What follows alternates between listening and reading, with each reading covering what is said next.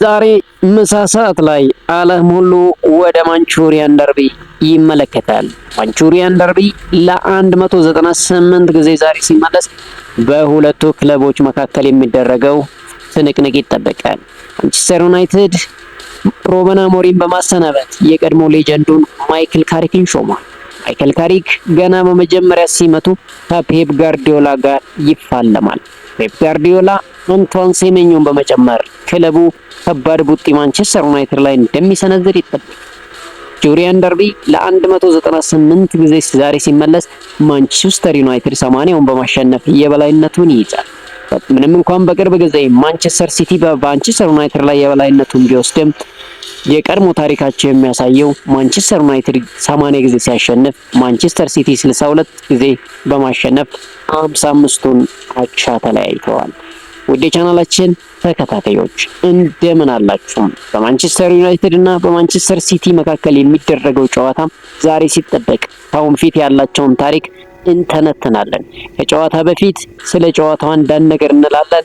ምን አይነት አስተላለፍ ይዘው ሊመጡ ይችላሉ የሚለውን ፕሪማች አናሊሲስ እንሰራለን። ቻናላችን አዲስ የሆናችሁ ቻናላችንን ሰብስክራይብ፣ ቪዲዮአችንን ላይክ በማድረግ እንድታበረታቱን በአክብሮት እንጠይቃለን። ማንቹሪያን ደርቢ በ1881 ከተጀመረ በኋላ ማንቸስተር ዩናይትድ በማንቸስተር ሲቲ ላይ የበላይነቱ ይዞ ቀጥሏል። ማንቸስተር ዩናይትድ ምንም እንኳን በቅርቡ ከድጡ ወደ ማጡ አይነት ጉዞ ቢጓዝም የቀድሞ ገናና ታሪኩ እስካሁንም ድረስ ከየትኛውም ክለብ በላይ እንዲወደድና የትኛውም ክለብ በላይ አትራፊ እንዲሆን አድርጎታል። የሁለቱ ደርቢ በጣም በቅርብ ርቀት ላይ የሚገኘው ደርቢ እንደሆነ ይታወቃል።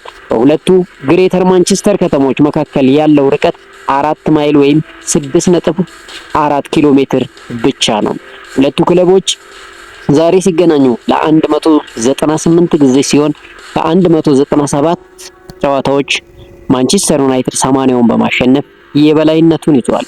በሁለቱ ግንኙነቶች ማን ብዙ ጎል አስቆጠረ፣ ማን የትኛው ተጫዋች ከፍተኛ ጊዜ ተሰለፈ የሚለውን ይዘን መተናል። ስንት ተጫዋቾች ሃትሪክ ሰሩ የሚለውንም እነግራችኋለን። እስከ መጨረሻው ማንቸስተር ዩናይትድ እና ማንቸስተር ሲቲ በፕሪሚየር ሊጉ ብቻ 57 ጊዜ ተገናኝተዋል። ፕሪሚየር ሊግ በአዲሱ ቅርጽ ይዞ ፕሪሚየር ሊግ ከተባለ በኋላ 57 ጊዜ ሲገናኙ ማንቸስተር ዩናይትድ 26ቱን በማሸነፍ የበላይነቱን ይዟል። ማንቸስተር ሲቲ 21 ጊዜ ማንቸስተር ዩናይትድን ሲያሸንፍ 10 ጊዜ አቻ ተለያይተዋል። ማንቸስተር ሲቲ 84 ጎል በዚህ ጨዋታ ሲያስቆጥር ማንቸስተር ዩናይትድ 79 በማስቆጠር የበታቸው ይሆናል። ሁለቱ ክለቦች ፉትቦል ሊግ ፈርስት ዲቪዥን ባሉበት ጊዜ 104 ጊዜ ሲገናኙ 35ቱን በማሸነፍ ማንቸስተር ዩናይትድ የበላይነቱን ይወስዳል። 39 ጊዜ አቻ ሲለያዩ 30 ጊዜ ማንቸስተር ሲቲ አሸንፏል። በሁሉም ጨዋታ ማንቸስተር ሲቲ 147 ጎል ሲያስቆጥር ማንቸስተር ዩናይትድ 141 ጎል አስቆጥሯል። ፉትቦል ሊግ ሰከንድ ዲቪዥን በተባለ ጊዜ ሁለቱ ክለቦች 12 ጊዜ ተገናኝተዋል። ማንቸስተር 6ቱን በማሸነፍ 4ቱን አቻ ሲለያዩ ማንቸስተር ሲቲ በበኩሉ 2 ጊዜ አሸንፈዋል። ሁለቱ ክለቦች በኤፍኤ ካፕ 11 ጊዜ ሲገናኙ ማንቸስተር ዩናይትድ 7ቱን በማሸነፍ ማንቸስተር ሲቲ 4ቱን አሸንፈዋል። በኮሚኒቲ ሺልድ ሁለቱ ክለቦች 3 ጊዜ ሲገናኙ ማንቸስተር ዩናይትድ 2 ጊዜ በማሸነፍ ማንቸስተር ሲቲ ምንም አላሸነፈም። በኤፍኤል ካራባኦ ካፕ 10 ጊዜ የተገናኙት ሁለቱ ክለቦች ማንቸስተር ሲቲ 5ቱን በማሸነፍ የበላይነቱን ይወስዳል። በአጠቃላይ 197 ጊዜ ሲገናኙ ማንቸስተር ዩናይትድ 80ውን በማሸነፍ የበላይነቱን ይወስዳል። በሁለቱ ክለቦች ማን ከፍተኛ ጎል አስቆጣሪ ይሆናል ሲባል ከማንቸስተር ዩናይትድ ዋይኔ ማርክ ሩኒ 11 ጎሎች በማስቆጠር የማንቹሪያን ደርቢ ከፍተኛ ጎል አስቆጣሪነትን እየመራ ይገኛል። ጆ ሃይስ ከማንቸስተር ሲቲ፣ ፍራንሲስ ሊ ከማንቸስተር ሲቲ 10 ጎሎችን በማስቆጠር ሁለተኛ ደረጃ ላይ ሲቀመጡ ሰርጂዮ ኩዊን አጌሮ 9 ጎሎችን አስቆጥሯል። ቦቢ ቻርልተን ከማንቸስተር ዩናይትድ 9 ጎሎችን ከኩን አጌሮ እኩል ሲያስቆጥር ፖሊን ቤል፣ ኤሪክ ካንቶና እና ኤርሊንግ ብሮት ሃላንድ 8 ጎሎችን በማንቹሪያን ደርቢ አስቆጥረዋል። ፊል ፎደን ከማንቸስተር ሲቲ 7 ጎሎችን በማስቆጠር ከነ ፖል ስኮልስ እኩል በማንቹሪያን ደርቢ ከፍተኛ ጎል ካስቆጠሩት መካከል ይገኝበታል። ሁለቱ ክለቦች ሲገናኙ ማን ብዙ ጊዜ ተሰለፈ የሚለውን ለመመልከት ያክል ሪያን ጊግስ ከማንቸስተር ዩናይትድ 37 ጊዜ በማንቹሪያን ደርቢ በመሰለፍ የበላይነቱን ይወስዳል። ዴቪድ ዴሂያ በማንቸስተር ዩናይትድ ቤት 27 ጊዜ በማንቹሪያን ደርቢ ተሰልፈዋል። ቦቢ ቻርልተን፣ ጆ ካሪንገን፣ ፖል ስኮልስ እንዲሁም አላን ኦክስ 26 ጊዜ በማንቹሪያን ደርቢ ተሰልፈዋል። አላን ኦክስ፣ ዋይኔ ሮኒ፣ ማይክል ዶይን፣ ሪዮ ፈርዲናንድ እንዲሁም አሌክስ ስቴፕኒ 25-24 ጊዜ የተሰለፉ ተጫዋቾች ናቸው። በማንቹሪያን ደርቢ 8 ተጫዋቾች ሃትሪክ ሰርተዋል።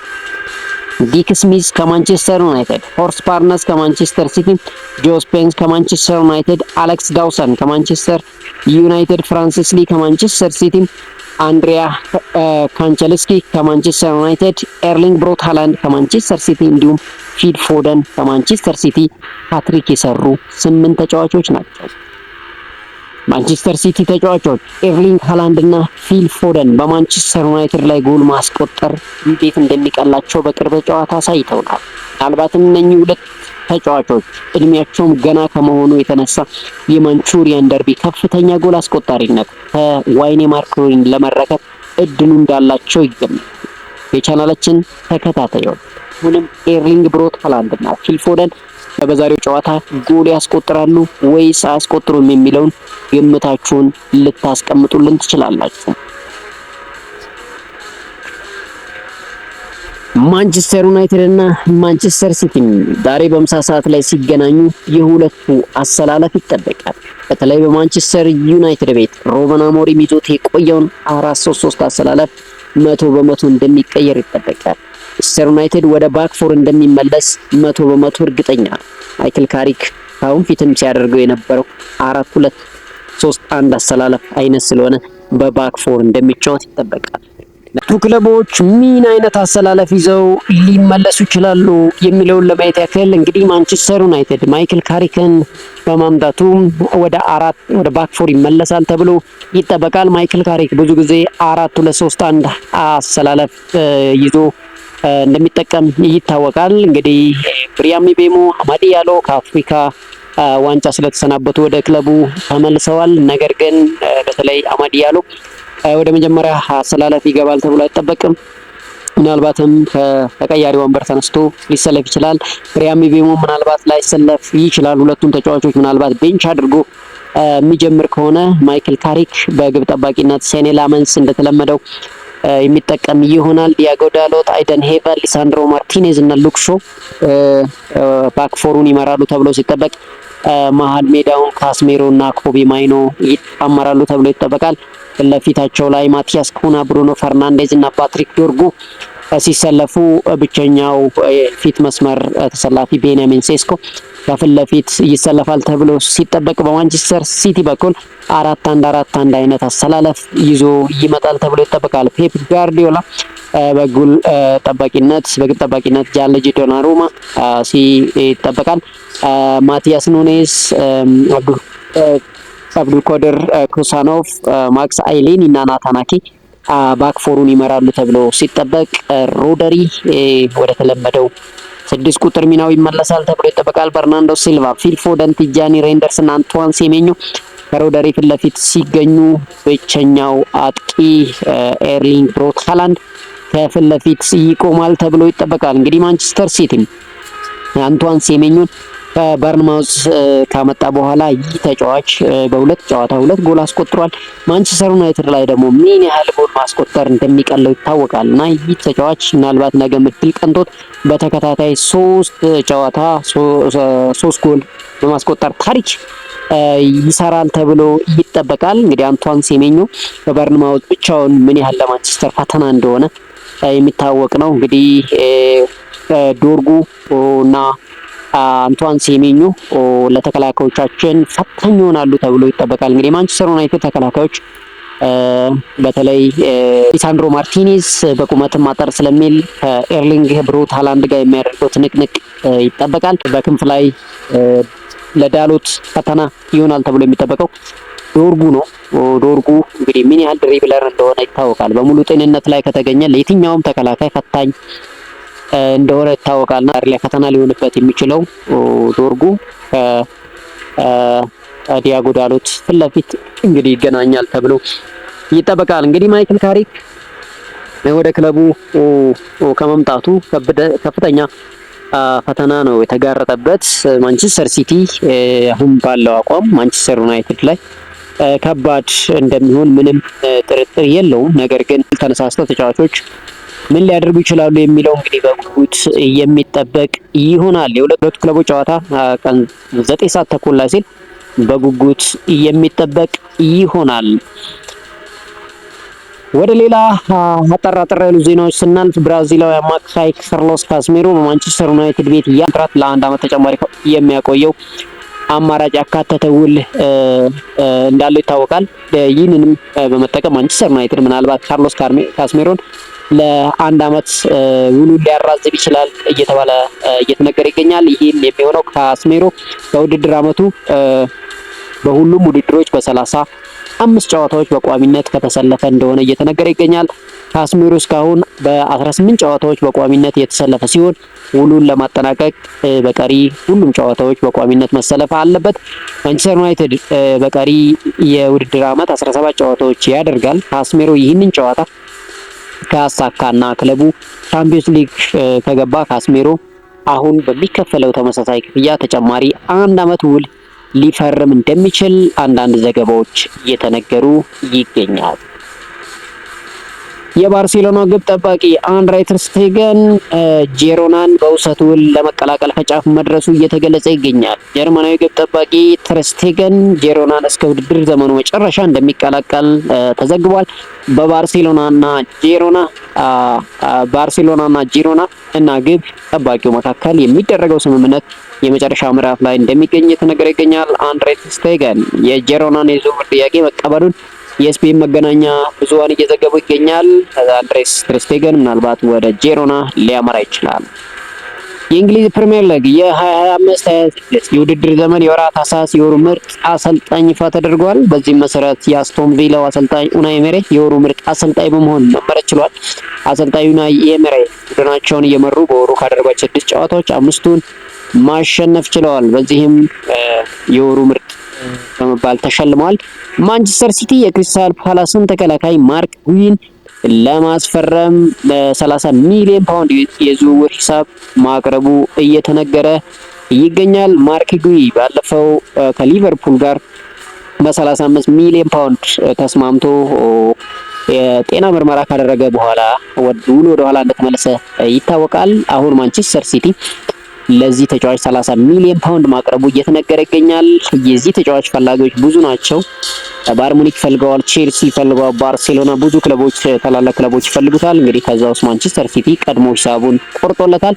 ክለቡ ከተጫዋቹ ጋር በግል ጥቅማጥቅም ዙሪያ ከስምምነት ለመድረስ ችግር እንደማይሆንበት እየተገለጸ ይገኛል። ማንቸስተር ሲቲ በአሁኑ ሰዓት ከክሪስታል ፓላስ ጋር የሚያደርገው ንግግር በጥሩ ደረጃ ላይ እንደሚገኝ እየተዘገበ ይገኛል። ማርክ ጉይ በሊቨርፑል እንዲሁም በአርሰናል እየተፈለገ እንደሚገኘው ይታወቃል። እንግዲህ መጨረሻው የት ይሆናል የሚለው በጉጉት ይጠበቃል። የማንቸስተር ሲቲው ተጫዋች ቲጃኒ ሬንደርስ ቡድናቸው አርሰናል ላይ እንደሚደርስ እርግጠኛ መሆኑን እየተናገረ ይገኛል። እውነት ለመናገር አርሰናልን በልጠውና አቅሙ እንዳለን በጣም እርግጠኞች ነን እያለ ይናገራል ቲጃኒ ሬንደርስ። አክሎም ሁላችንም በዚህ ዓመት እንደተሻሻልን ይሰማናል። ይሄ ጥሩ ምልክት ነው። አሁንም በምርጡ ብቃት ላይ እንዳልደረስን እናምናለን።